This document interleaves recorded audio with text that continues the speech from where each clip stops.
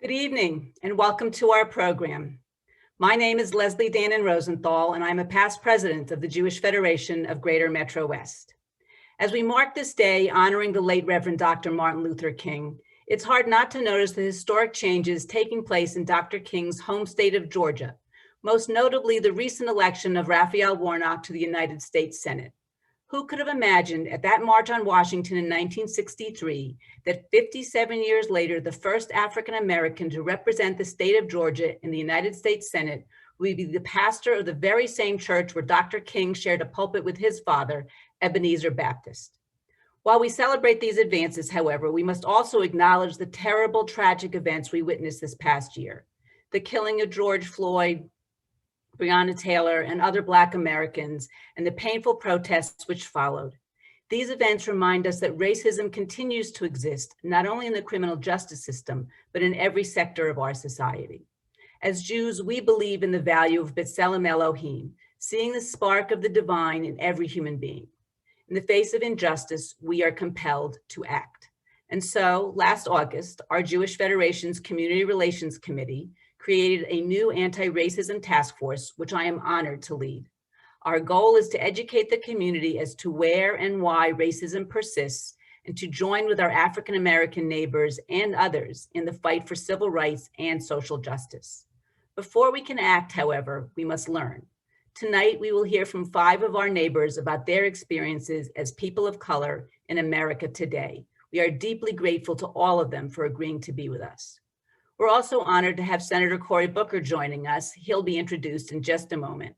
And we're so grateful to Rabbi Clifford Culwin, Rabbi Emeritus of Temple B'nai Abraham, and a fellow member of our task force for bringing this distinguished group together and moderating the conversation. Rabbi Culwin, the floor is yours. Thank you, Leslie, and good evening. Race has been a major theme in American public discourse this past year. As Leslie noted, the murders of Breonna Taylor and George Floyd, the shooting of Jacob Blake and what came after, has played a key role.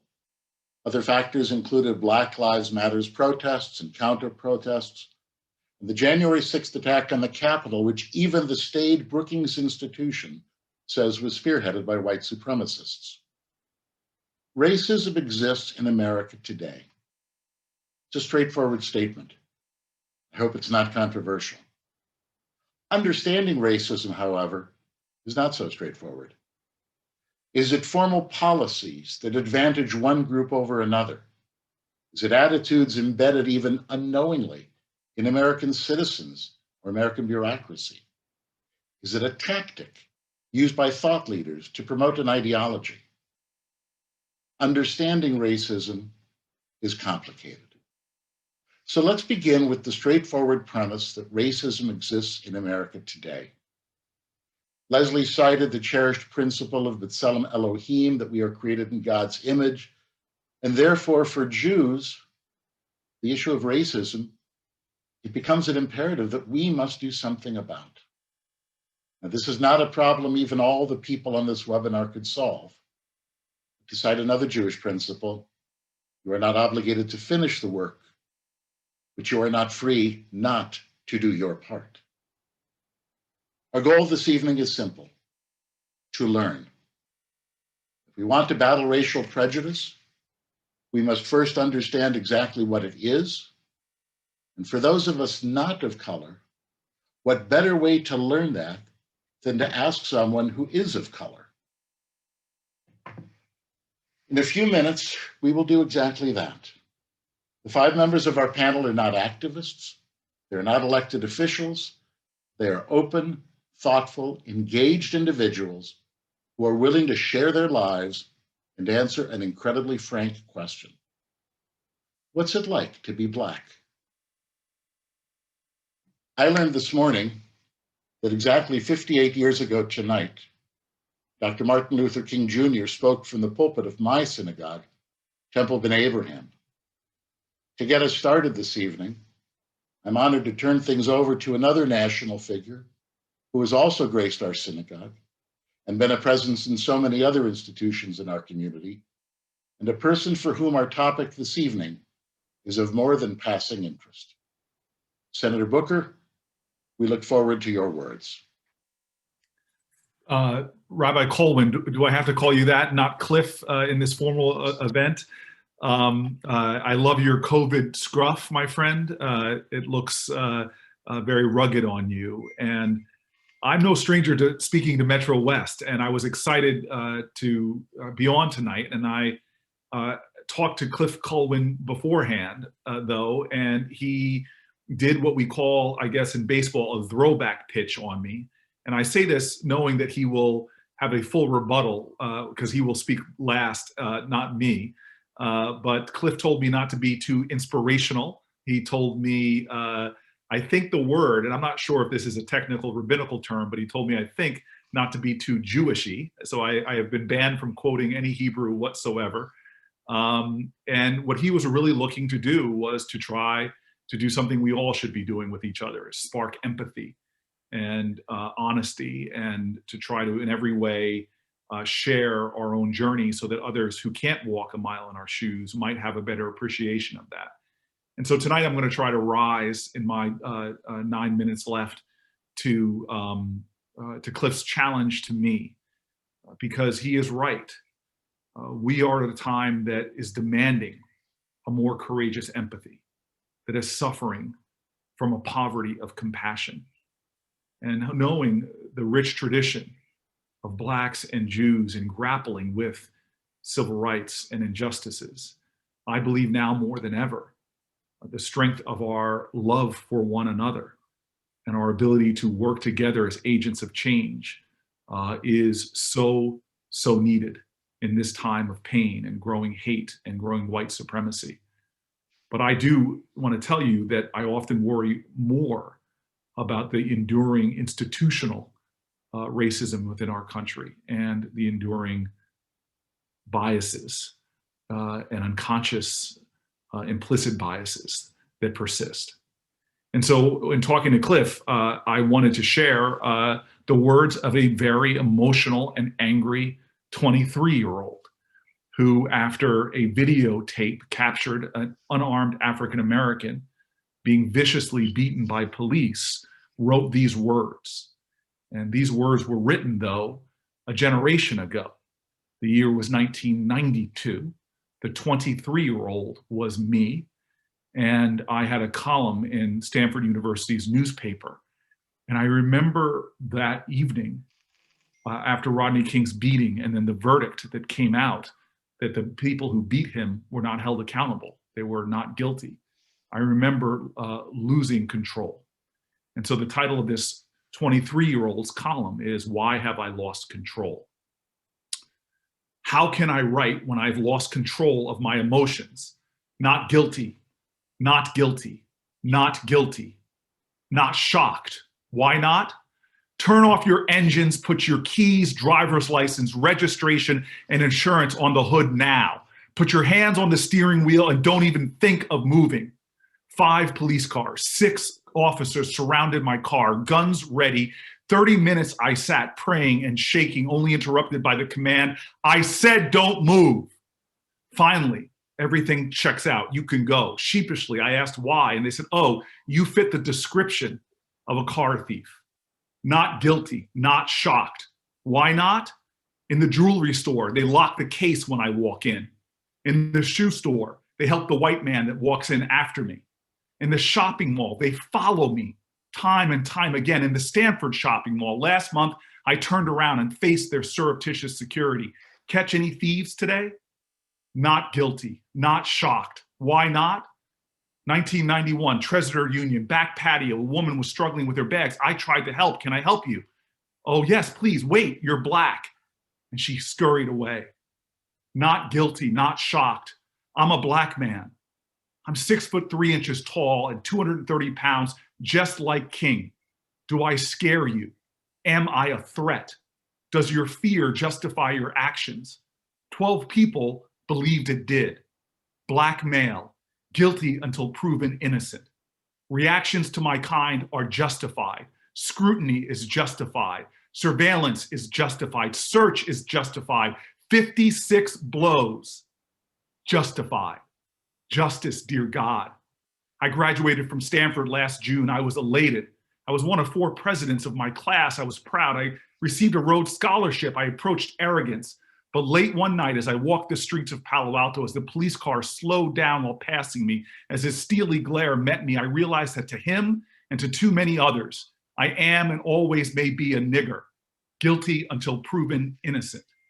I'm struggling to be articulate, loquacious, positive, constructive, but for the first time in so long, I've lost control of my emotions. Rage, frustration, bitterness, animosity, exasperation, sadness, emotions once suppressed, emotions once channeled, now are let loose. Why? Not guilty, not shocked. Poverty, alienation, estrangement, continuously aggravated by racism, overt and institutional. Can you leave your neighborhood without being stopped? Can you get a loan from your bank? Can you be trusted at your local store? Can you get an ambulance dispatched to your neighborhood? Can you get police to come to your house? Can you get an ambulance?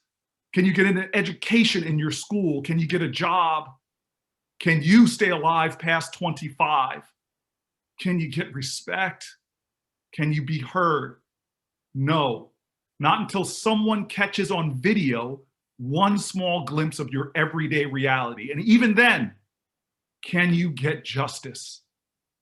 Our inner cities are stacks of dry leaves and lumber waiting for a spark. This is but a mere campfire compared to the potential inferno awaiting us. Conditions are worsening, and the Rodney King verdict is certainly not the most egregious injustice in our midst. Why have I lost control of my emotions? Why do my hands shake as I write? Tonight, I have no answers.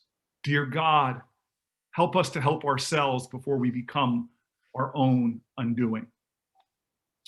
This past week, I sat as the 4th Black person ever elected to the United States Senate. And my seat sits to its back to a door that leads out of the Senate chamber.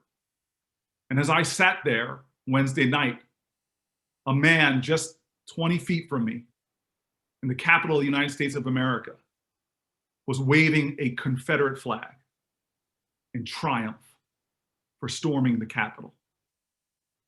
I came home this week to the Central Ward of Newark, New Jersey. I live in a neighborhood where the median income is, according to the last census, about $14,000 per household. It's a predominantly Black and brown neighborhood. I love my community. We don't mistake wealth with worth. But I'm a kid that grew up in the suburbs of New Jersey. My parents in 1969 had to get a white family to pose as them to buy the home I grew up in. And even on the day of the closing, my father and a lawyer named Marty Friedman were attacked by the real estate agent when he found out he was caught in the ruse. He punched Marty Friedman in the face and sigged a dog on my dad. 69 was the year I was born. And I grew up in an amazingly nurturing town. And I watched my friends who never drank alcohol or done drugs, but I saw a lot of it in high school with no consequence. Friends of mine on senior cut day broke into a liquor store and stole cases of beer. They got caught by the police. Kids do dumb things, but as happens all over America, the station house adjustment. Parents came up, and those 4 friends, I still know them today. They're living great lives. But I realized 20 years in Newark, we have 2 justice systems in America. There's no difference in America between Blacks and whites for using drugs or even dealing drugs. In fact, young white men have higher rates of dealing marijuana. But in communities like mine, they're about 4 times more likely to be arrested. Literally, there are people in my community who have criminal convictions for doing things that 2 of the last 3 presidents admitted to doing. But on top of that, the most compelling, the most predictive element of whether you live around toxicity, drink dirty water, breathe dirty air, live near a toxic waste site, the best indicator of whether you live around that is the color of your skin. And so I not only sit in an area that has a different justice system, churning people into it at alarming rates that made us the most incarcerating nation in the world, predominantly Black and brown people for nonviolent drugs. But I also live in a place where people are poisoned. The asthma rates here in Newark 4+ times higher than in the suburbs.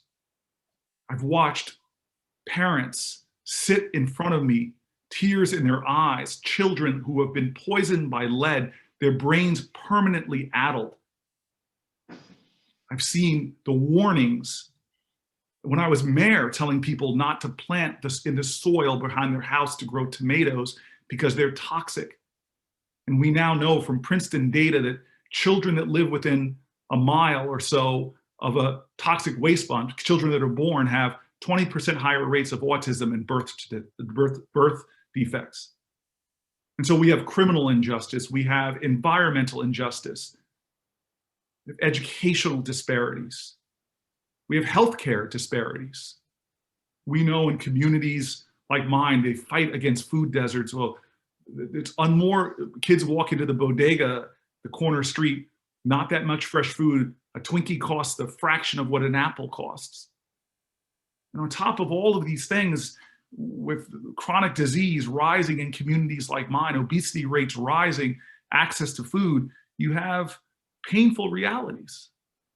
Take, for example, that Black women die in childbirth at 4 times the rate that white women in America. And overall, America, we have the worst rates of maternal mortality in all the developed nations. We're bad enough already, but for Black women to die at higher rates, even when you control for income, because social scientists believe that when Black women complain about pain, they're taken less seriously than white women.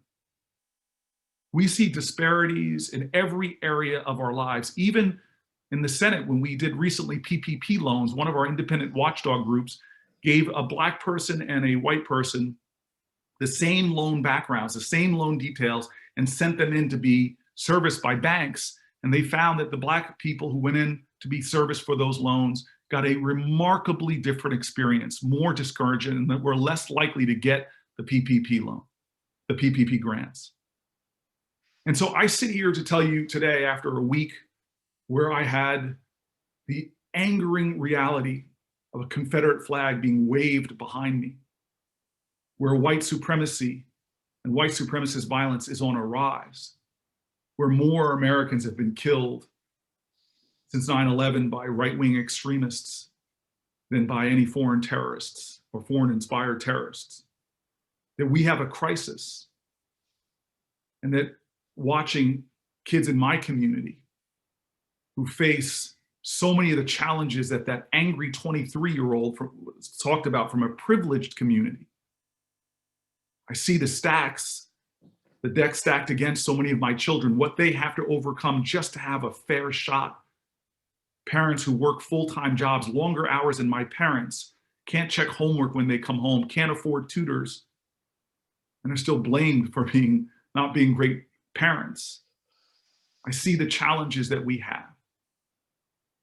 When George Floyd happened, I found myself pulling that article out. In fact, Stanford reprinted it after the murder of George Floyd. And I remember this sorrow I felt when I read that article again, that I remember going to the streets after that article and marching with my classmates, and we had this feeling of defiance. We had this feeling that we would change America. We were 20-somethings, and we felt bold and confident that we would change America, that my parents, who raised me from the time I was 13 years old and had grown over 6 feet, with fear in their eyes, trying to get me to understand as a teenager that the world would view me differently. And if I didn't learn survival tactics, I could die. My parents giving me the talk, especially when I was going to get my driver's license. And I remember being that 23-year-old out there marching, saying that I would change this world. But the pain I live with now is that me and my peers, who are African-American, still are teaching survival skills to young people that many of my white friends don't have to teach their children. And what pains me even deeper, as a man who lives in a low-income neighborhood, is that a bunch of boys, Hassan Washington, and I could name them, Shahad Smith, who I tried to mentor when I lived in brick towers up the street. I'm not exaggerating. Most of them are dead right now. And so we have a lot to deal with. We have to have a reckoning as a country. There are too many people dying, too many Black bodies falling victims to preventable illness, to toxicity in their bodies from lead and cancers, falling victim to police shootings at 20 times the rate that white Americans are. We have work to do together. And I end with this, Cliff, and I'm sorry, but I will pull from the Torah. Forgive me, my friend. But I saw where Martin Luther King was killed at the Lorraine Motel, and I looked down and I was stunned that there to mark his death, where he was slain, were words from the Torah. They're words that Joseph's brothers spoke when they went to grab Joseph and throw him into a well to die. But we know Joseph didn't die in that well. He rose up and he led a nation through darkness, through crisis. And the words that they decided to write on the site of Martin Luther King's death are simply these: not honoring King, not celebration of his life, but talking directly to us. The words are written from the Torah, and they say, "Behold, here cometh the dreamer. Let us slay him and see what becomes of his dream." I got chills when I read that, because I knew that I had to answer that question, that we have to answer that question now in our generation. What will become of the dream? And my prayer for all of us, especially the next generation of Blacks and Jews in particular, may we come together in understanding and empathy and love to finish the work, to preserve the dream, and to try to make this land more of a promised land where justice rolls down like water and righteousness like a mighty stream. Thank you, Rabbi Coleman. Thank you, everybody. Thank you.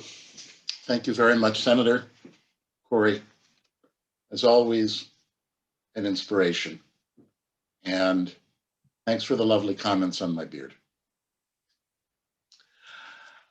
We move on to the next part of our program this evening. We have 5 panelists, 5 individuals who have graciously given of their time and have graciously agreed to open themselves up and answer some difficult, frank, candid questions, as I said before, about what it's like to be Black. Hopefully everybody on the webinar has had the opportunity to look at their bios that came along with the invite. Just briefly, our panelists this evening are Marie Batiste Rock, a teacher at Livingston High School, a resident of West Orange, who is on the township's PR committee. Linda Harrison, in her 3rd year now as president of the Newark Museum of Art. Wayne Winborn, Newark resident, director of the Institute of Jazz Studies at Newark, Rutgers, Newark. Shavar Jeffries, Newark native, resident of Newark, an attorney at the Lowenstein Law Firm and involved in many worthy causes, including boys clubs and girls clubs. And Laura Herzog, native of Montclair, resident of Montclair, an attorney who was recently the general counsel of William Patterson University and recently returned to the private sector as the general counsel of Noodle, a startup company dealing in education. Again, my friends, I thank you for joining us this evening, and let's begin. Question number 1. You're Black. I'm not. How is your life different from mine? Not moods. I mean, things like, what do you notice that I don't? What do you see that I don't? What do you hear that I don't? Who wants to start? Linda? Rabbi Cohen, thank you. Thank you for inviting me here, and thank you to the Jewish Federation. I think of this question as the Black woman that continues to live in a white man's world. And I was raised by my grandmother on the south side of Chicago, who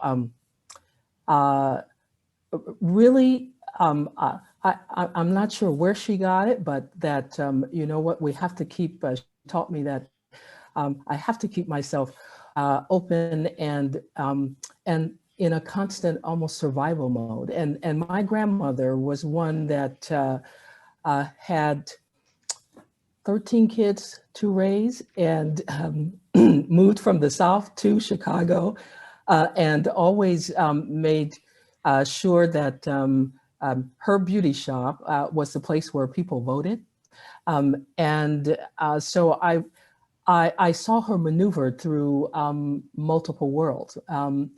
And as a Black woman, I feel fortunate that I've been able to maneuver my life in such a way that I'm considered successful, have had a number of experiences, and yet with all of my accomplishments at any given time, I'm consciously aware that just my being can provoke anger, and I'm always aware of it. And a situation happened as an adult. I am aware that where am I going to live? How do I decide which areas to live in where it's going to be safe? And I will tell you, I transferred from San Francisco to Newark to run the Newark Museum of Art. And in my building in San Francisco, doorman building, progressive types, if you will. And the moment that Trump was elected, in my building, a person who has said hello, been civil to me every day, we're in the elevator and he says to me, well, it's our turn now. This was a white man who felt that because of the election, he could now drop his civility, if you will, and say words to me like, how comfortable are you living in this building now? As if this was a building just for white people, and how dare I live there. And yes, there probably were, if there are 60 apartments in this building, only maybe a handful were people of color that lived in the building. But this is part of the world that I live in, understanding and trying to balance to not being angry every day. I'm here, it doesn't matter that I'm successful when I get pulled over by the police. I have been pulled over by the police coming up a street, coming into my neighborhood, because it's assumed that, why are you in this neighborhood? It's not assumed that I live in the neighborhood. It's assumed that I'm cruising through. Now, here I am, I'm a middle-aged Black woman, but I can scare people. And it's part of my everyday to adapt. I can walk into a room, I can walk into a restaurant, and I have to do constant adaptation, making those people who are not Black or people of color comfortable. And this is something that I thought, even listening to Senator Booker, that by the time I moved through college, which was a long time ago, that, we would not be having these same discussions. We would not be having the same discussions on how do you learn from my experience. It's much like in my world, the business of art and culture, we tend to study the problem of how come we don't have enough people of color coming to see this particular piece of art, and we study it. Linda, I see Wayne was not through much of what you were saying. Wayne, you got a couple of thoughts? Wait, you saw me doing what, Cliff? Nodding. Well, I want Linda to continue, please. I don't want to. No, please go Well, on. no, go ahead, because jump in. it's a lifetime of adjusting in this world. Yeah, the nodding you saw. Thank you, Cliff, for this, and kudos to Metro West and the congregation for pulling this kind of thing together. We could spend our entire time just deconstructing what Senator Booker and my fellow alum talked about, because it was I I always enjoy his passion, but I particularly love hearing a Black man talk about his feelings so deeply in the context of what he and all of us just went through this past week. Okay, so having said that, part of the reason you saw me nodding is because Linda used the word assumption, and your question kicking this off is what's different. One of the things that's different is you have people who are not, and this varies. I mean, we're talking about a power analysis to a great degree, but in this instance, we're talking specifically about race. You have the assumption of intelligence. You have the assumption of competence. You have the assumptions of belonging, the assumption of not being a criminal. You have the assumption of being a human being. You have the whole assumption of not having to justify why you're here, why you're parking a car, why are you walking down this street, why are you with this person. These are unearned advantages, if you will. And by the way, I'm not advocating for anyone to have to go through that. We shouldn't put anyone through that. But to the extent that there are people who do have to go with this simply because of who they are, not their behavior, this creates an incredible burden for people. There is this existential relationship between you, yourself, your sense of self, and your behavior. The way people respond to you has nothing to do with you or your behavior. We used to say, buddy of mine and I always say, the most dangerous place in America for Black men, and by extension, Black people, is in white people's imagination. And then what follows, because of the way our society is structured, white folks, and let's be clear, white is a social construction. It's not a statement of melanin. We can talk about that a little bit later, but white folks have had a stronger hand in defining the story of this country and the various people who are in it. So we are constantly trying to tell our stories, both as a collective group, but also as individuals. And it creates this incredible burden, this incredible distance. Wait a minute, I didn't do anything. I'm a good person. I make straight A's. Cory Booker, I went to Stanford University. I'm a Rhodes Scholar, for God's sakes. That may have nothing to do with how you're treated and responded to. And that's for people who haven't experienced it, that's an incredible burden to bear. And quite honestly, it harms all of us. It harms white folks in this country almost as much as it harms Black people. Let's use that as a jumping off point for the next question. Shavar, we all know people who think African Americans, in the word of one person I know, have advanced further than they have. Why do some people, I didn't phrase that well. There are people who think that African Americans have advanced further than other people think has been the case. Do you see a discrepancy between the perception of how far African Americans have advanced? I don't like using that word, but I don't know a better one, and what the reality is. Well, first, thanks for having me. Thanks for the Federation. Thanks amazing panelists that I'm joining here. Look, I think part of the answer to that question, Cliff, is rooted in the fact that very few Americans know American history. There's a recent study that found that 2/3 of Americans could not pass the citizenship test that that immigrants and new potential citizens have to take, which is just a basic multiple choice test of American history. And we should be clear, even that history that's taught on the citizenship test is very much the romantic version of American history. So the kind of underbelly of this country's history, particularly as it relates to race, which really isn't part of the romantic version. People don't even know the romantic version, let alone the fullness of the history.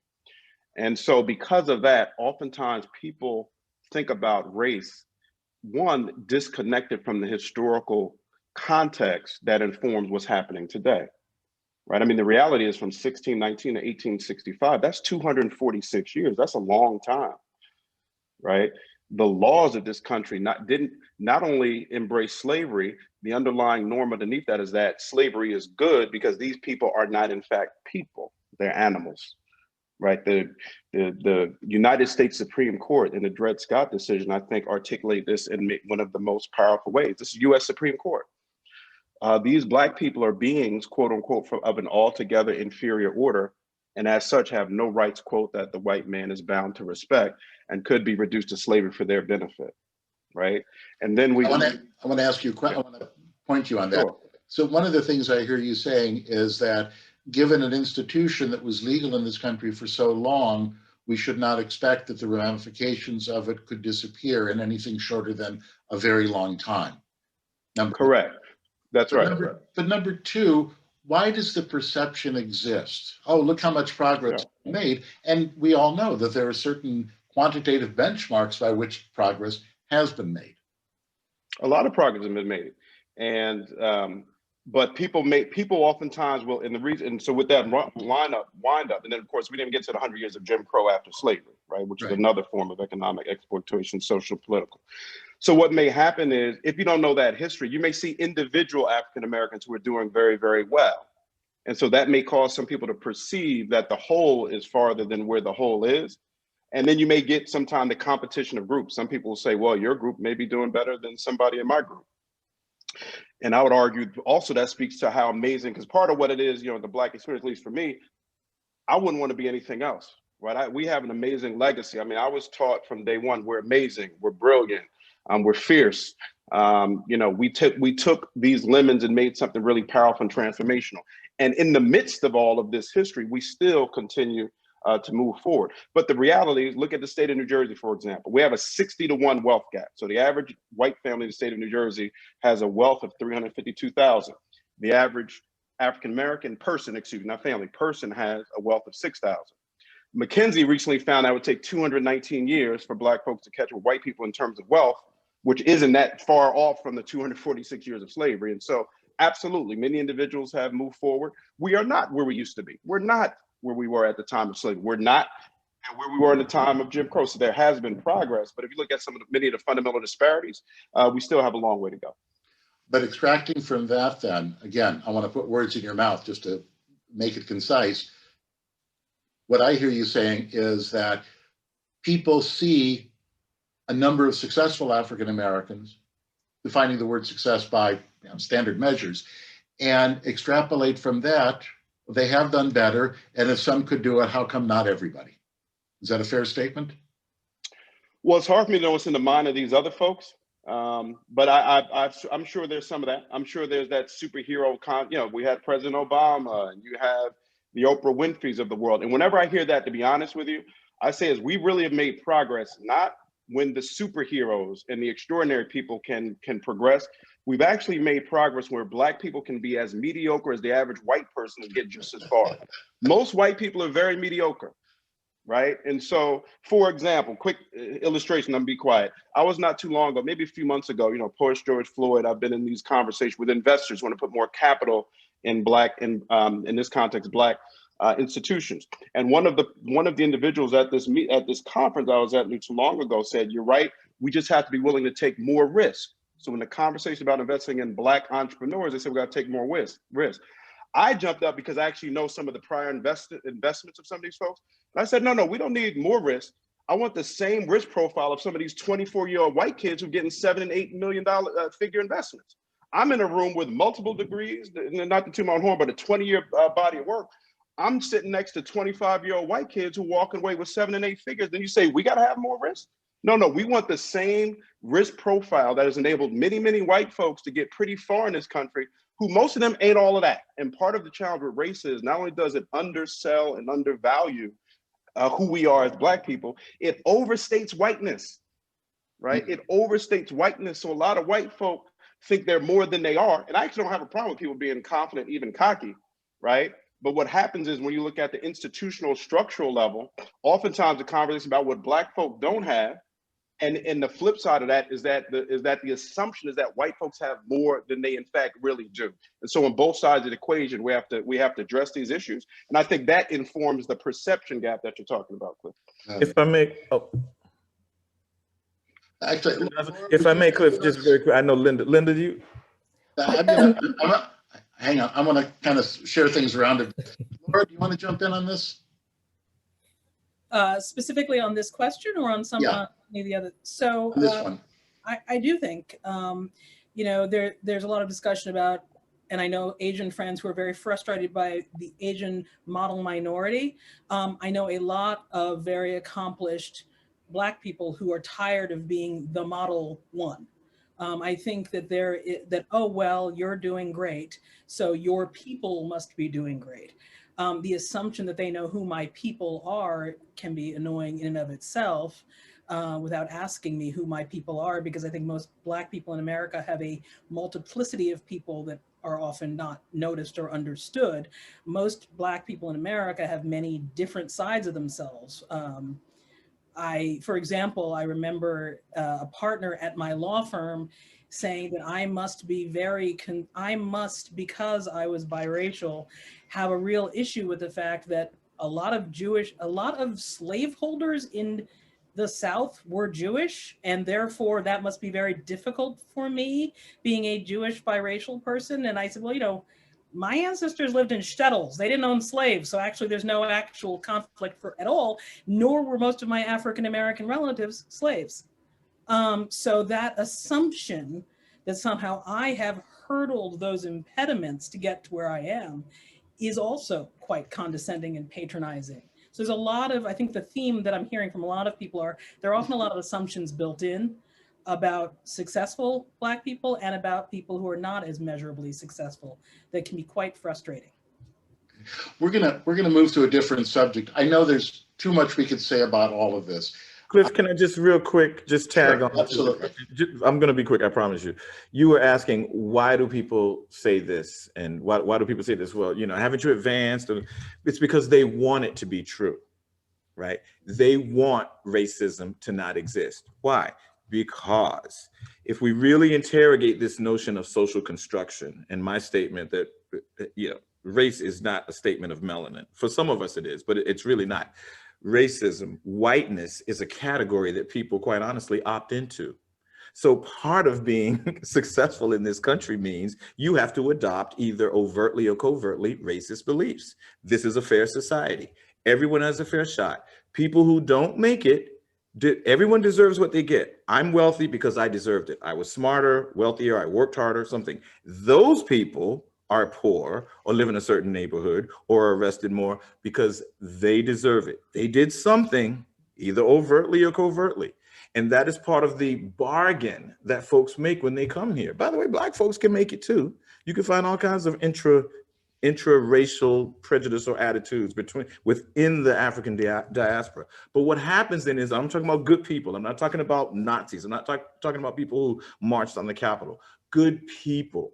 They want this to be a fair society. So they want Black folks to have made it, and they look for all of those signs. And as Shavar said, they will find one example. Well, wait a minute, there can't be racism. Oprah exists, Michael Jordan exists. They're rich Black, this is what they think, because they want it to not be so. And that allows them to be comfortable. It allows them to not be complicit in the discrimination and racism that goes on in this country. And it's tough. It's hard for them, I understand, but it's just not true.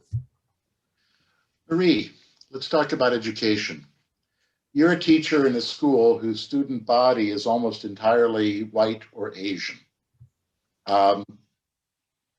Do you think students regard you differently, or parents regard you differently than they would if you were white? I would hope so. How does that manifest itself?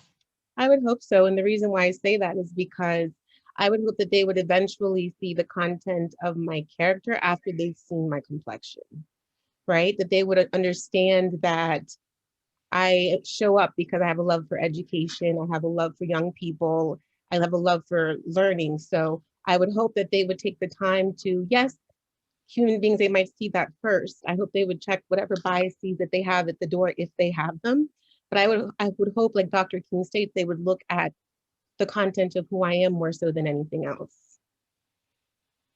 Do you find, and this is, I'm going to throw this open, I know Marie is not the only one with a background in education.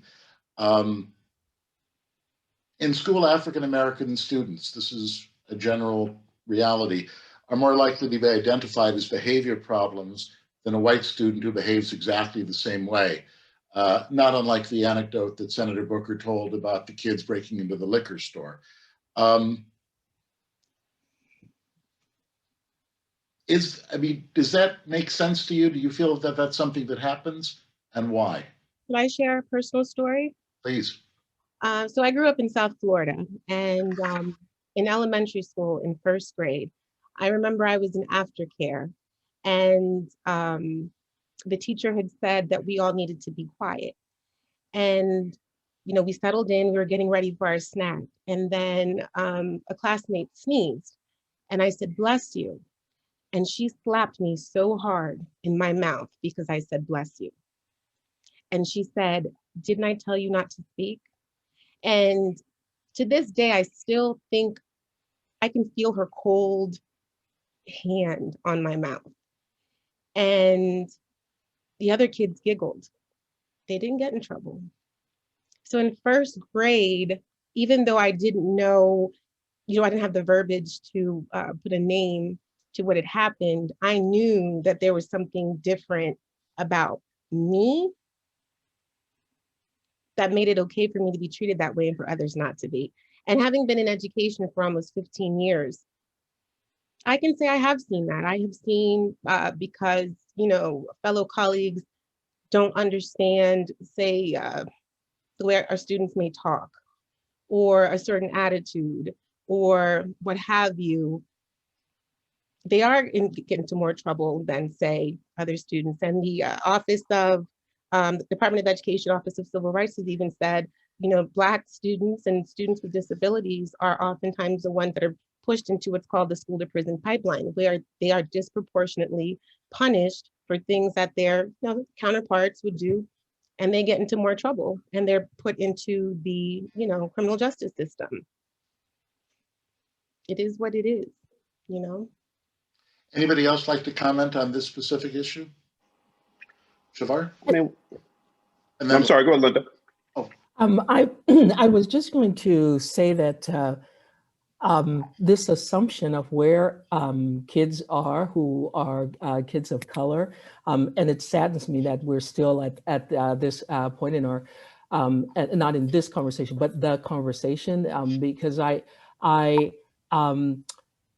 have a friend who has a teenage boy, but I've seen this kid grow up. He's Black. He's gone to private schools, and unfortunately, when he started growing up as an 11, 12-year-old, and he was no longer the toddler, he started being treated differently at the same school. Fear. It was the fear. And the moment he wore a hoodie, his parents almost just were beside themselves. And this is the same kid who can hold a great conversation in a dinner party with adults, and he gets great grades. But just because now he is now a Black teenager, still in a private school, but his parents pretty much almost banned him from even wearing certain types of clothes so that he would not be assumed as part of the general order of irresponsible Black kids. And you just get this kind of systemic, this is to me what is part of the systemic racism in our institution, because the teachers were not necessarily protecting this kid.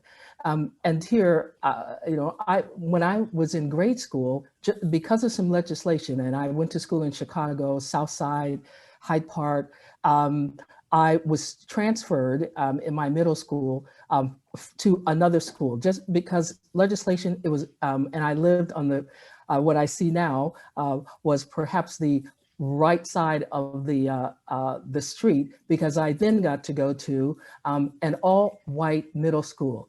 And it blew my mind how kids were treated at that school versus how they were treated at my school. It was the first time I think that I was allowed to go to a field trip that took me to someplace called the Art Institute of Chicago. And my life started changing just because of going to a school across the street where the white kids, the standard operating procedure was that they were there to learn.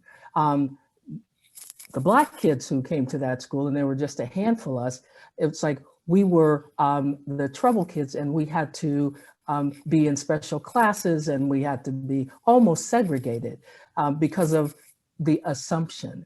I think this is where we trying to, that we must really break down this type of situation. But I think it may surprise people to see that a lot of everyday middle-class Black people are still living in this way that they have to adopt just to get fairness around education. I mean, that's just one of the areas. Let's move on. Again, so much to cover, but the time. A simple question. We all know of people who hear the phrase Black Lives Matter and respond by saying all lives matter. If someone said that directly to you, what would you say to them? Shavar? I mean, what to me, the reason I start with the history is when people don't know their history, then you don't even understand the concept of that. Black lives have not mattered. I mean, again, the U.S. Supreme Court said y'all aren't people. And what is important to understand about slavery and Jim Crow is not only what happened to Black people, but the underlying ideology that informed it. What informed it was y'all are not people. Y'all don't matter. And that's the cultural norm anchored and supported and secured by law in this soil from 1619 to 1968. The law said, you guys are different. We can discriminate against you. We can segregate you. We can subordinate you because y'all are different. And the point of that is, so people may say, well, the laws have changed, but the underlying thinking hasn't. And we live in a de facto segregated society, so we really don't spend time with one another. So we should never, and I say all that to say that we should expect these racially differential experiences to continue to happen, because we have to do the affirmative, systematic, anti-racist work to uproot that. And to Wayne's point, most people don't really want to do that. And if you're really going to do that, you not only have to deal with the ideology, you have to also deal with the underlying resource allocation. But you know, people definitely don't want to do the resource reallocation, but people also don't want to do the anti-racist work to uproot this thinking. So I say that all to say that you can't talk about why we got it. The fact that some people get offended by us just saying Black Lives Matter lets you know how ahistorical this conversation is. Right? That ought to be that is one of the most milquetoast starting lines I can imagine. Let's say that a Black Lives Matter. And once you understand the history, you should be clear why we have to affirm that. Right. So I think that's part of that, to me, speaks to the gulf in orientation and cognition. And I think it's rooted in the fact that we just haven't taught to Americans the realities of the history we have, because once you know that history, then of course we got to say Black Lives Matter, because for so long we said that they didn't. Anybody else want to weigh in on this one? You must have said it very well. He said it great. I'd just say, if somebody said to me, all lives matter, I'd say, absolutely, they really, really do. Did you think I didn't mean that when I said Black Lives Matter? Because it says, that statement says more about where they are, as Shavar is saying. It tells you more about where someone else is than we are. It's the equivalent of, why do you need a Miss Black America? Why do you need historically Black colleges? Why do you need Black newspaper? Well, it's because you guys don't see us. You don't include us. Laura? I would also note, and I want to thank you, because I didn't before, you and the Federation, for having us do this, but your question sparked in me something that I often talk about with my friends, which is I am utterly exhausted educating people. I am utterly exhausted with being the one who is expected in my casual life with people who are relative strangers, but apparently have no boundaries, to educate them on concepts like Black Lives Matter or things that are much, much more basic than that. And so I think that is one point I just want to flag in this conversation, that a structured thing like this, which is intended to be an educational opportunity, is great.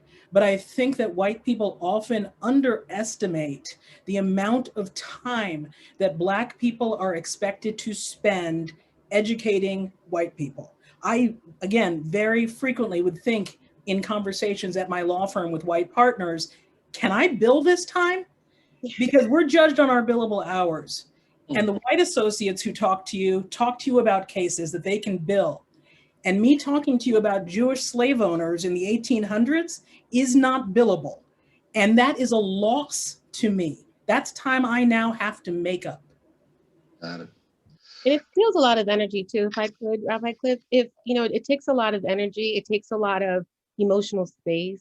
And I don't know if I could add this too. Have any of you ever had to deal with when you know how to solve a problem and you know how to deal with something, and you have a white colleague and you have to present something to a group that is predominantly white, that when you talk to your ally friend, and you're like, well, maybe you should present this because I think they'll listen to you before they listen to me. And they're like, yeah, I think you're right.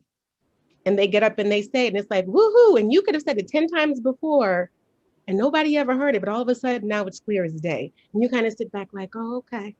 Marie, you must be much nicer than I am, because A, I wouldn't do that. And B, on the occasions when that has happened to me, I have said, I'm sorry, you must not have heard me because I said that already. I'm not, no, unacceptable. No. I agree with you, Laura. I think that we work in different spaces. In my space, it is a predominantly white space. And I'm always, like you said, the emotional baggage and the emotional energy that you carry with yourself.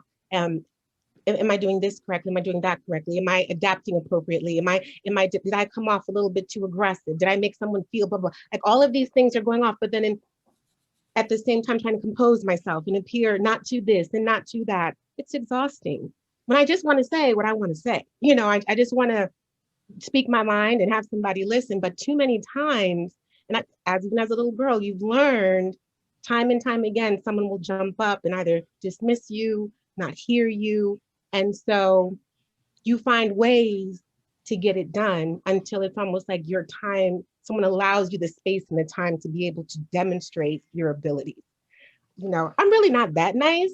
I've just learned to be culturally appropriate. And Marie, this is part of... always ever worked in almost entirely white and male spaces. I spent my entire career almost entirely in finance and law, where for virtually the entirety of my career, I was the only person of color in the room and often the only woman in the room. So, however, I'm a litigator, not an educator, so I probably get away with it more than you do, Marie. Well, this is part of the challenge of being the only one in the room.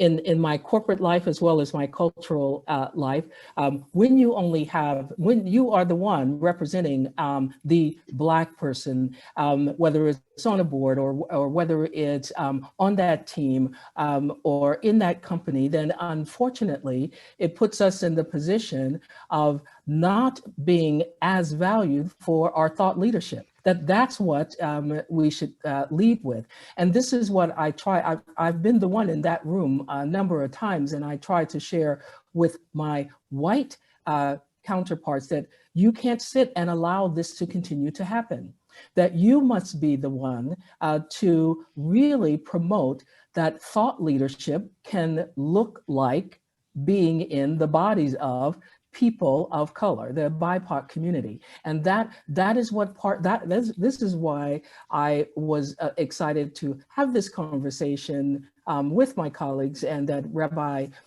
Cliff said, okay, would you come in and talk?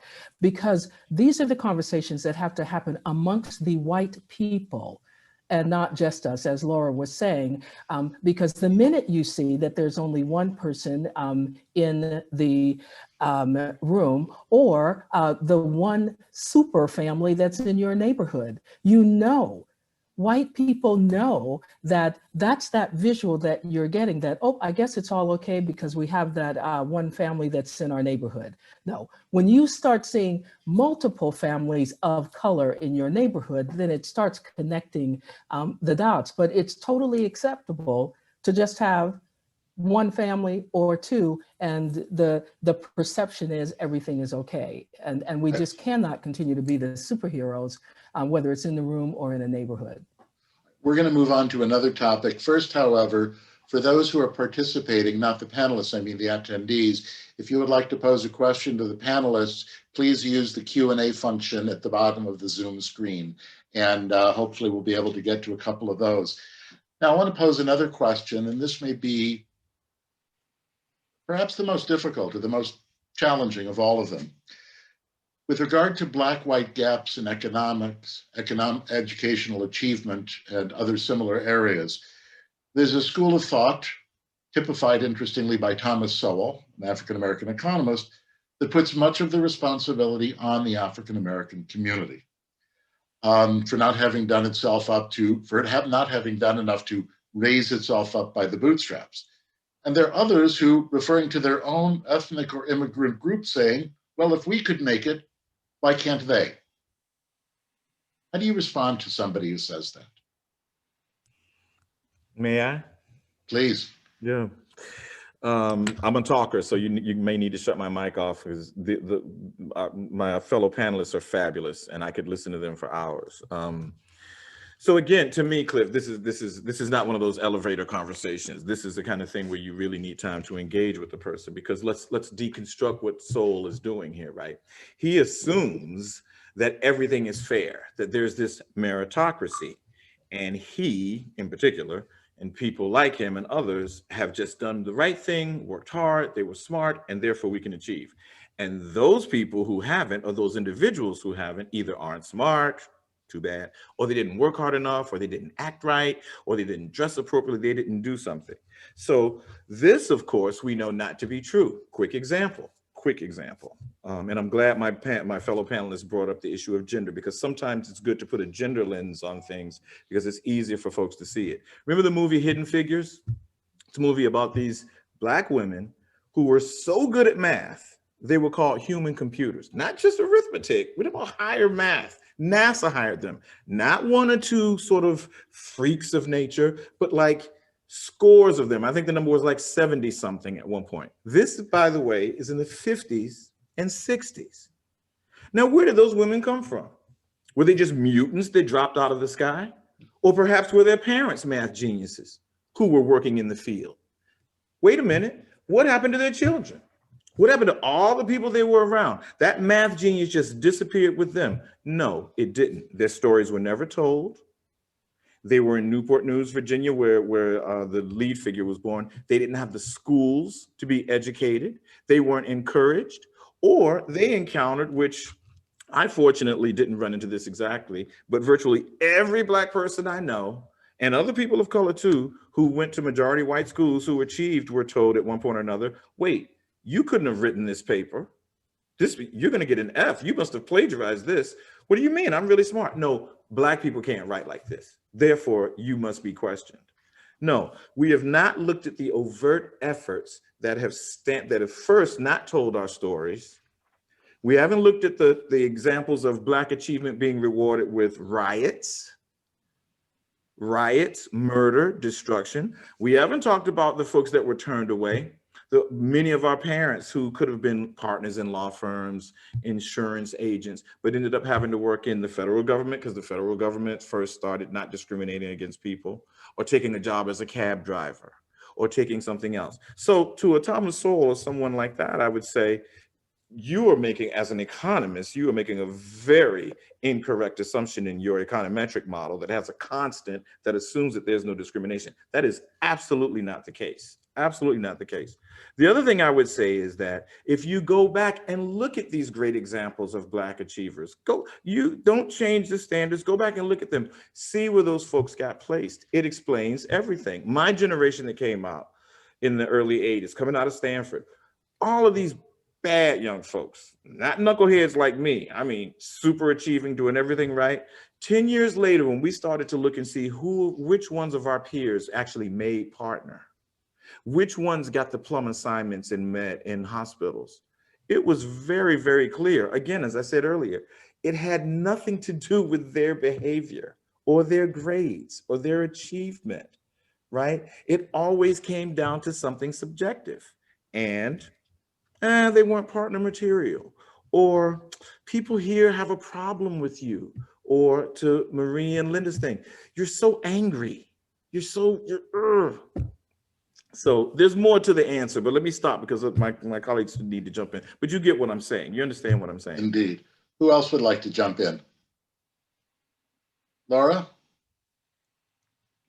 When I started working at my law firm, I started on the same day as a white male, and it was actually one of those sociological experiments. We had almost identical resumes. We had both gone to Ivy League school. We had both clerked for federal judges, and we had both been on law review at our law schools. When we started, he was immediately put on a case with the senior litigation partner, and we were in the same department. He was immediately put on a case with the senior litigation partner that was an important, lucrative case. I was immediately given the assignment of working on the biography for one of the partners who was being honored by his shul, to work with our PR person to do the research on his background to make sure she wrote a good article. After about 2 months of this, and periodically checking in with my colleague who had started the same day, I went to the assigning partner and I said, "You are paying me a 6-figure salary and I have made you no money in the last 2 months that I have been here. That's bad for you, and worse, it's bad for me. What's going to be different?" Now, I am who I am, and so I had that conversation. I should not at 25 years old have had to have that conversation with a 65-year-old partner. Maybe I was 26. And when he said, "Oh gosh, you're right." And I don't think he was intentionally thinking, I will give white guy good assignments and I will give black chick bad assignments. I think he looked at the person who looked qualified to him and who he didn't feel that there was a risk factor in assigning to work on the big cases. And he gave me the crap. And so after that, that made me realize I needed to very affirmatively manage my career, such that I also knew that he was a bully. And when he tried to put me on an assignment with him, I said, I don't think that's a good idea for either one of us, because I knew that I would not take his treatment and that would be bad for my career.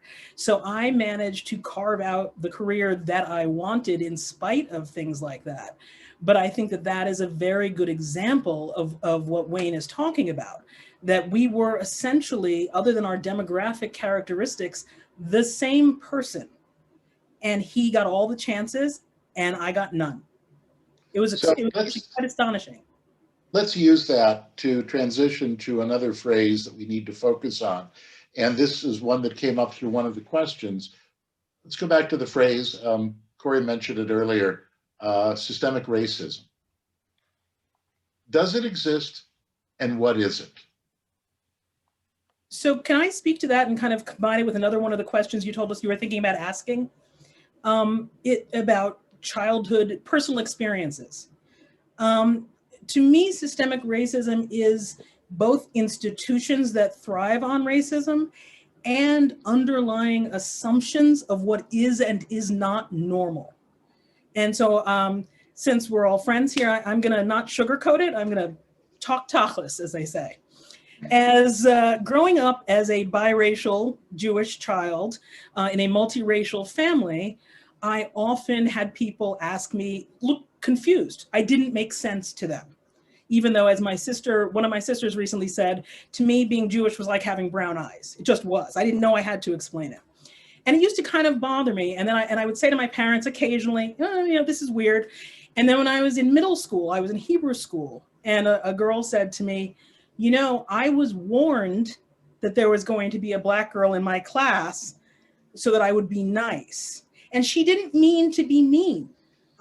It was what she was saying was that she had been advised that there was something so freakish that she had to prepare herself. Me, my 11, 12-year-old self. And so I remember having two thoughts. One, that this was just so embedded that this was going to be the cost of doing business for me as a Jew for the rest of my life. And two, that no matter how much they wanted to, there was nothing that my parents could do about it. So unless it was egregious, I would never again tell them about things like that. And they happened all the time. And it got to the point where I could make a joke about it. And I didn't like it, but cost of doing business, I'm Jewish, I have nothing I can do about it. And none of the people who asked me these questions were meaning to be unkind, but I didn't fit what was normal. I didn't fit the system. And then years later, as an adult, I was living in New York and I was still trying to find my own shul. And a friend told me about this very welcoming, open congregation on the Upper West Side. The great rabbi, I should check it out. So I went, as did several of my family members. And we were in shul, and it was at the point of the service where the rabbi is walking through the sanctuary with the Torah so that everybody can touch it with their prayer books. And my family and I were all in our row, standing there like everyone else, waiting to touch our sitters to the Torah. And the rabbi paused at every single aisle, and then he passed over us without pausing because we didn't fit. And I remember that feeling I felt like I had been punched in the stomach. And it wasn't somebody who was trying to be unkind, but we did not fit into his worldview of what the system looked like. And unfortunately, unlike being a child, as an adult, I realized that I had agency. And after that particular service, I left, and that was the last time that I voluntarily entered a temple. Since then, I will go only if family members or close friends have events at temples. I will celebrate the holidays with my family, but I will not enter a temple because it is too traumatic. And when I go for those family and friends events, it upsets me for days before and days after because it's so triggering. And again, that's not about Nazis. It's not about Klansmen. It's about well-intentioned, kind people who I'm sure consider themselves progressive, but I didn't fit. We didn't fit. And I never was going, didn't matter how many brachot I learned, I was never going to be anything other than that freak that people had to be warned about. And if I can I build on that? I want to highlight one word that Laura used. Forgive me. You used the word assumptions. And I think it's a really important word in all of this. And because what I'm assuming that many of you are talking about, the well-intended, is they're operating off of a set of assumptions that they have internalized from their own upbringing, their own education or lack of, and so on. But it's also important to, I assume, that many people have not had sufficient motivation to rethink those assumptions. You know, took the time to point it out to them that they're wrong, maybe they'd consider it, but Shavar, it kind of goes back to what you said before about history. People not knowing history. Well, I never had to study it. I'm not really aware of it.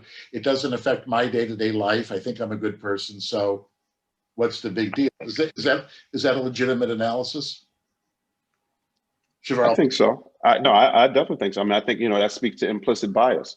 And implicit biases, regardless of what the category is, we're talking about race, you can talk about gender, a whole host of other types of categories.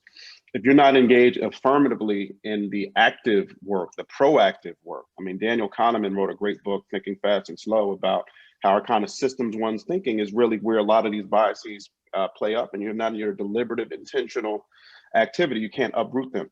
I just wanted to build on the whole thing about fit, and it speaks to structural racism as well. My first job as a lawyer was as a summer associate at a very fancy law firm in DC. And I was at top of my class at Columbia Law School, all of that. You pick something, I did all that. I was one of two African-American associates. So my first assignment, the lawyer calls me down to come to his office to receive the assignment. And when I go down to his office, he's on the phone. I'm in the doorway getting ready to walk in. He says, oh, wait a minute, what you need is outside. So, I poke outside. I don't see anybody giving out any illegal assignments to summer associates outside his office. I just saw a bunch of boxes. I go back to the vestibule and I'm like, hey, and he's like, I told you what you need is outside. So I do the little song and dance one time. I don't see anybody giving out summer associates. I come back, Shavar Jeffries, you just called me. Oh, come on in, right? The point is, I did a 6'3", 220-pound Black man, that did not fit what he thought a summer associate at the Wilmer Cutler and Pickering law firm would look like, right? So then we shouldn't be surprised because what happens, oh, well, that's one person's individual, and he likewise, I'm sure, didn't view himself in these ways. The bar did a study not that long ago. And again, once you know the history and even the present, none of this should be a surprise. The bar did a study not that long ago, a couple years ago. They took a legal memo. Those of us who are litigators know your writing is everything as a litigator. They took a legal memo, exact same legal memo. They presented one as being written by a Black associate, One is written by a white associate. Anybody who knows a little about the history shouldn't be surprised. What you think the findings were? When it was the black lawyer, they can't write. They're missing cases. They don't know how to put their premises together. Same memo, white lawyer. Oh, what a great writer they are. Oh, they really are compelling arguments that they've made, right? And so and none of these people are thinking about themselves consciously. When I was a senior at Seton Hall Prep, I was at the top of my class, right? Went in to meet with the college guidance counselor. He advised me to go to James Madison University. That's a solid university. I didn't know about college. No, my family went to college. I was going to go there. Solid university, not to disrespect that. I was a baseball player. I was talking to one of my other colleagues. I was one of the few black players on the team. Where are they saying you should go to college? Well, I think I'm going to James Madison. That's what they're telling me. He said to me, you're way higher in the class than I am. This is a white kid. If they're talking about James Madison, something is wrong. You go get the U.S. News and World Report. You pick the top 6 schools. That's where you need to apply to. So I did that. That's how I ended up getting to Duke University, and on and on and on. We all have these stories because this is structural. I told you the example I gave you earlier about access to, and people listening here, I think was very important. We see the very vivid examples in policing. Access to capital, all types of stories that talk about black money managers can't get access to the capital the same way. Healthcare disparities. We talked about maternal, the senator talked about mortality at childhood birth. Part of the reason black people hit more by COVID is not only just access to healthcare. When they walk in, they get treated different, right? And so on and on and on, we have all of these disparities. And the point of the issue is, and I'm gonna be quiet, the issue is now when people don't know the history, they don't know the present, so they can tell themselves stories about, about how this really does, and to Wayne's point, people want to believe this. And this is the American narrative as well. You really have to challenge your fundamental ideas of what America is. So if you were an immigrant and you came from somewhere where maybe you may have escaped persecution, and then you had some opportunities here, it just doesn't reconcile with your understanding. And so until we can get people to have this fact base, I think we're going to continue to have these challenges. I want to announce that unlike almost every other webinar I've ever been on, we've actually been growing in attendance throughout this text from my minders. So we're going to stay on till 7:30. Cliff, can I jump in? I'm 2 seconds. I promise I keep saying it. Yes. I'm telling you, this is just gold. The story that Laura told, and that Shafari did too, just play with it for 1 second. 2 things. Laura spoke up for herself, did exactly what everybody in corporate America. I've been a person who's had mentees like, you got to manage your own career. You have to do this. You have to do this. Here's the thing, right? She didn't, and thank God she didn't. She didn't end it right there, because we could all nod our heads and like, yeah, that's what people need to do. They just need to speak. Women just need to speak up for themselves. They need to lean in, right? Because that's what people want to hear. You don't have to change anything structurally. Couple of things. Laura got away with it. Now, how many other black women at her law firm you think got away with that? The persons who spoke up for themselves. Because once she got away with it, I promise you, there were meetings among the partners and they said, well, we already have a black woman, right? Now, let's flip it around. Flip it around for 1 second. What's her colleague, the one who has the same credentials that she's talking to? He gets the plum assignment. Let's pretend Laura doesn't speak up, right? She doesn't make partner. She doesn't get, what does that guy do? Now, he knows Laura's just as qualified as he is, and he's riding up. Does he speak up and say, wait a minute, we got talent here, by the way, who's going to make us all money? Wait a minute, this isn't right. He doesn't say a word. I'm not saying this is a bad person. Why doesn't he say a word? Because he's going to jeopardize his career. You understand? This is what I'm talking about when I'm saying he now becomes invested in systemic or structural discrimination. Why? Because if he doesn't make partner. You understand? This is the challenge to all of us. By the way, it applies to men on behalf of women. If people don't want to feel like they're beaten, none of us want to feel beaten up on. I have the same responsibility as a man, right? With the Me Too movement. I have the same responsibility to brothers and sisters who are in other communities, Native American, Latino, the LGBTQ, the Jewish community, right? So we all have stuff to share on this, but we get implicated when we try to pretend like there isn't this structural or systemic or institutional racism. Last thing I'll say, institutional racism. I said this to a dear, dear friend as I resigned the board of this organization. I said, people like to think that racism are those fools, those traitors who marched on the Capitol, who have guns and all that. It is, but institutional racism is also really good people honest people who want to do the right thing, sitting around a table, making the same decision over and over again, picking the same people. Laura said it. They only recognize talent when it comes in a package they like, which typically looks like them or looks like the people in control. And they make that same decision over and over again. That's institutional racism, and it implicates all of us. That's what makes this hard. Not the bad guys on the other side of the fence. All of us on this side of the fence have tons of work to do. And the question is, are we willing to do it and to continue to do it? And I hope we are. Wayne, that's a perfect jumping off point for the final part of our conversation. And it also gives me a perfect opportunity to mention my predecessor's predecessor at Templeton Abraham, Dr. Joachim Prinz,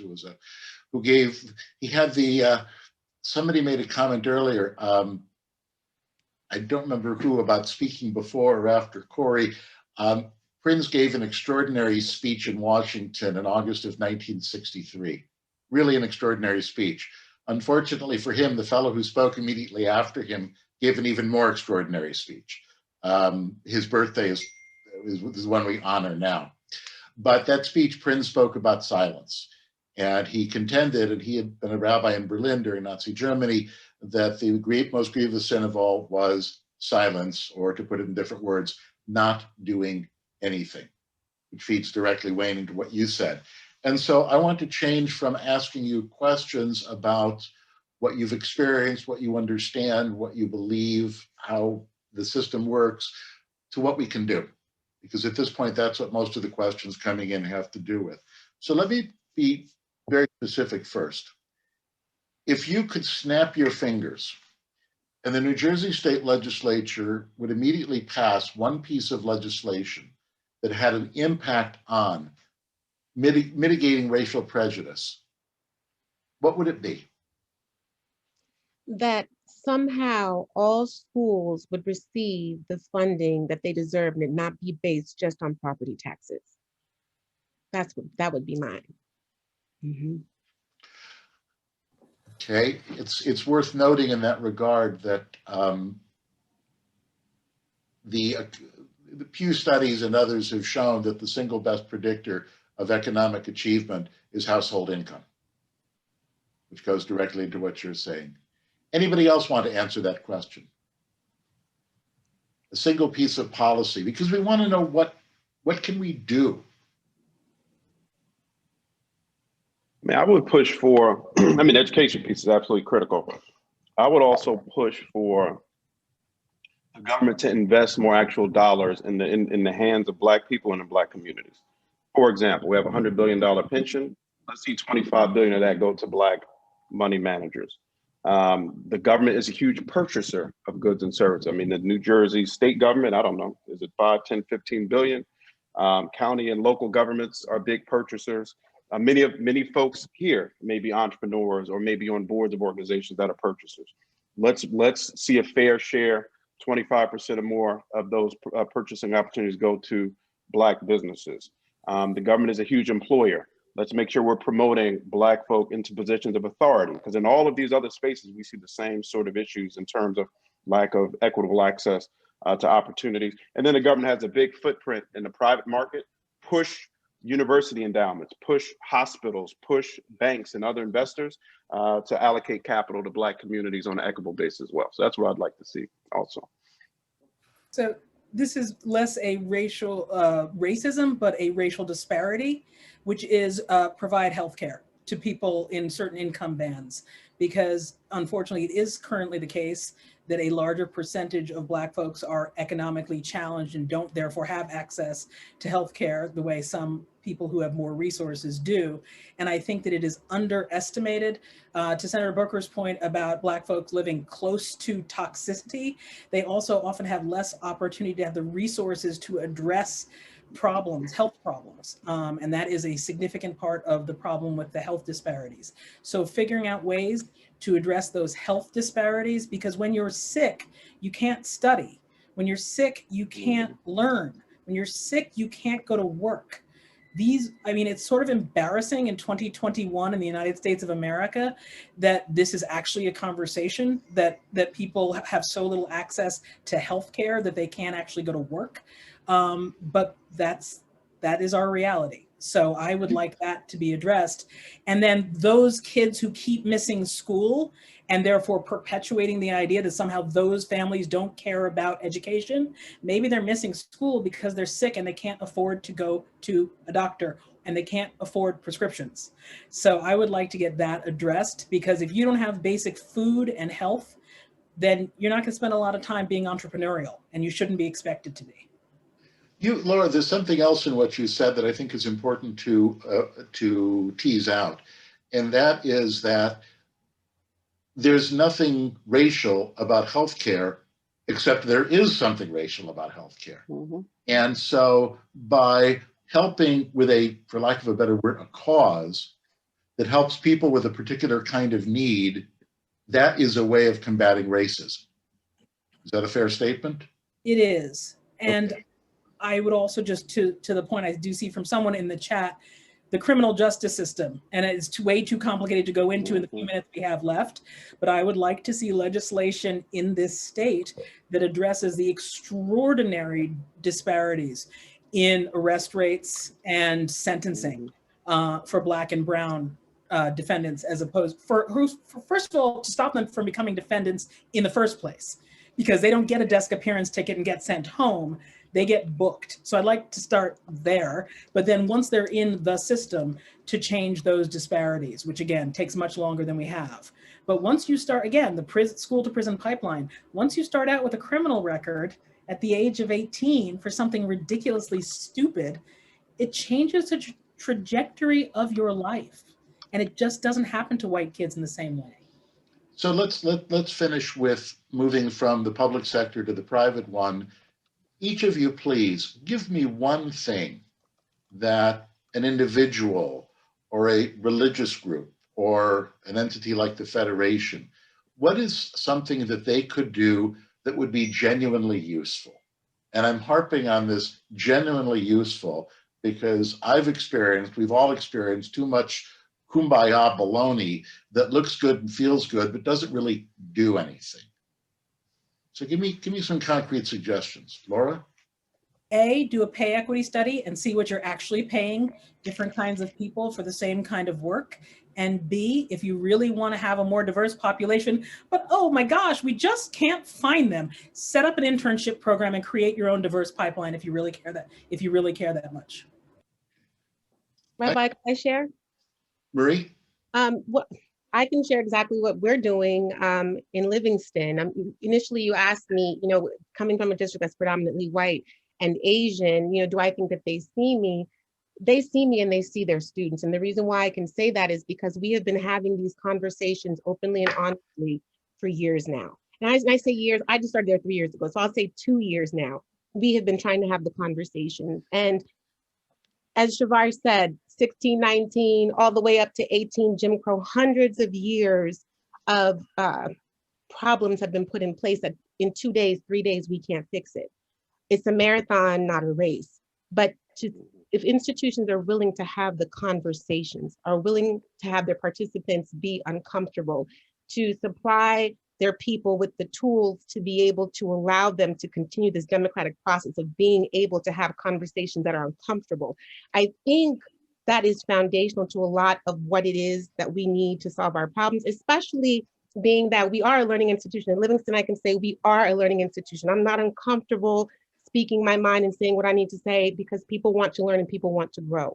I'm thankful for that space. Our students are blessed to be in that space. And it's not just students of color that need to have these conversations, but a place like Livingston, more so than anything, needs to have these conversations. And they took it upon themselves to do it and have been doing it. And that is something to be commended. I think that's what all institutions should do and should be comfortable doing.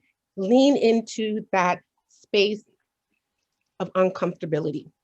That's the only way. No pearl is made, through sweet, it's pressure.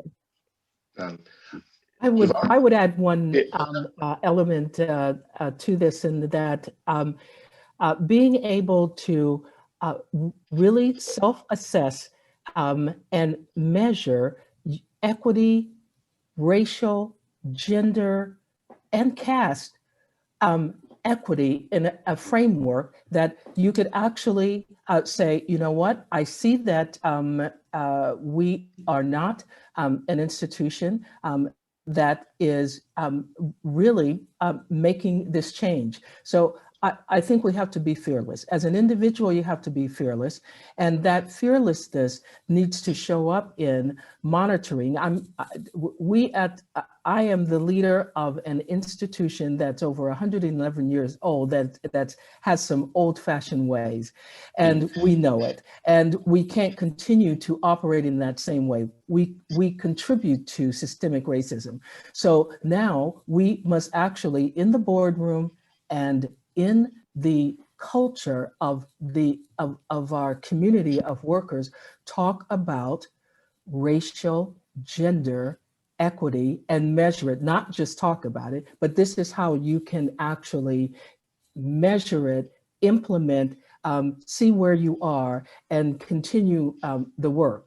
And to me, a piece of legislation would be that because cultural organizations are so trusted, that if we're going to get monies from any government entity, that you cannot get that money unless you actually have a board that looks like and feels like the community that you sit in. Even if you are this museum with all of this beautiful art, you have to have legislation that starts saying to the cultural institutions that they support, this is how we're going to measure you doing this work. And if you do not do it, I'm sorry, we got to wrap it up. Shavar and Wayne, quickly, one thing to do.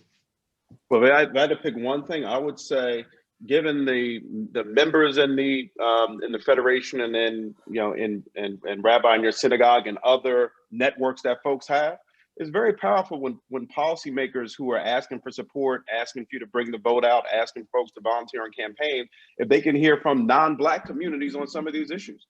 Right? They get their little notes when they come to Black churches and Black influencers and try to get votes about, well, let me talk to them about racial justice and economic equity. If they can hear these messages from other folks when they're doing the rounds and asking folks for their votes, that would also be very influential to move the needle as well. Wayne?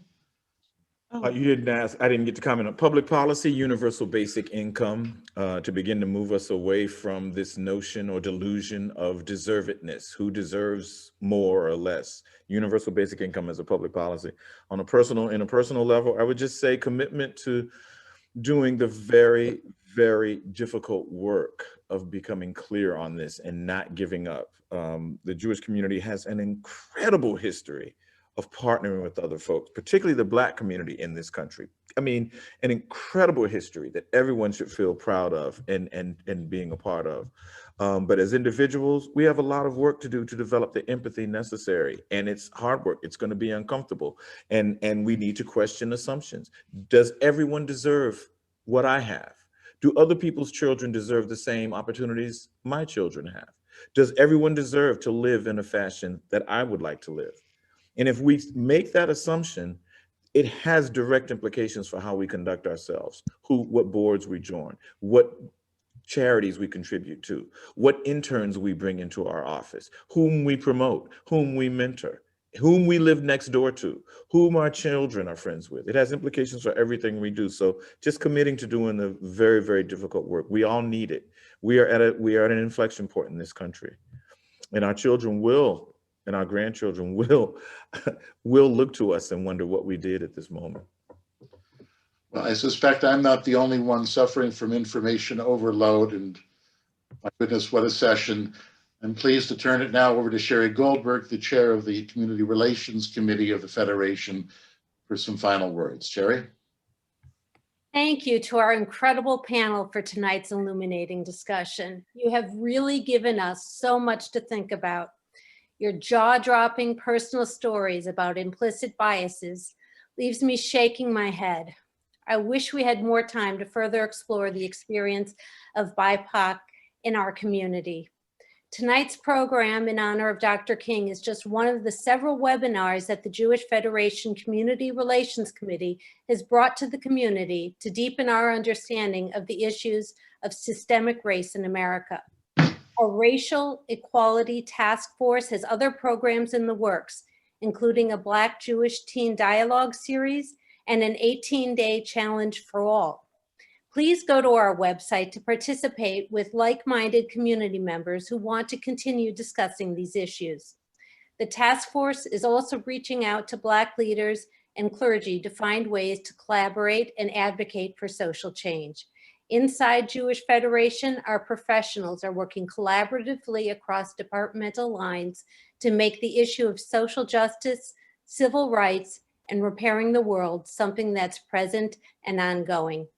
On behalf of the Jewish Federation of Greater Metro West, thank you again for joining us, and good night.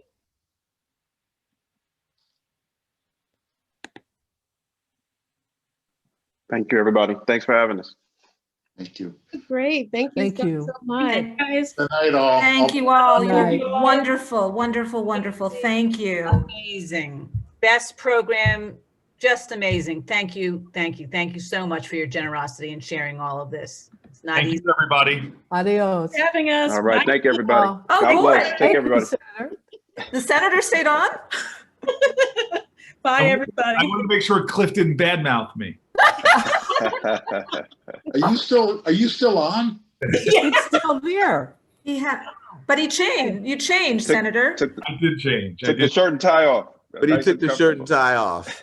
Yes, yes. Well, Senator Corey, Booker. listen, Shrenija was watching. I got to text her and tell her that you stayed on the whole time. Oh, I've been texting with Srinija. Have you been texting her?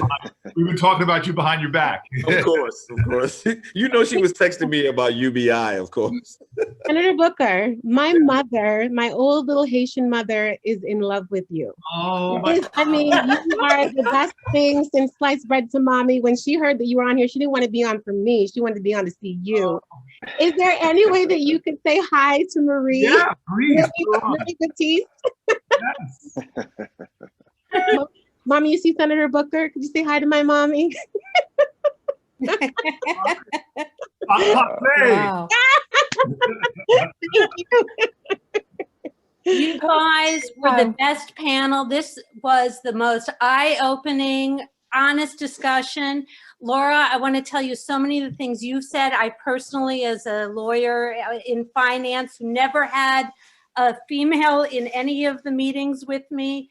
I didn't share on the race, but I knew exactly what you were saying. Mhm. And Marie, what you've done, I believe you're the Black Student Union at Livingston, or what you've done at Livingston High School. You've made me so proud to be a resident of Livingston, to hear Oh, what the school community, I feel so connected to all of you through your stories tonight. And I can't thank you enough for sharing with our community. My phone thank you. blowing up. Best panel ever. Thank you so much for this educational opportunity. And truly, I really, to take the time out of your weekend to share some of these really deeply personal things you shared.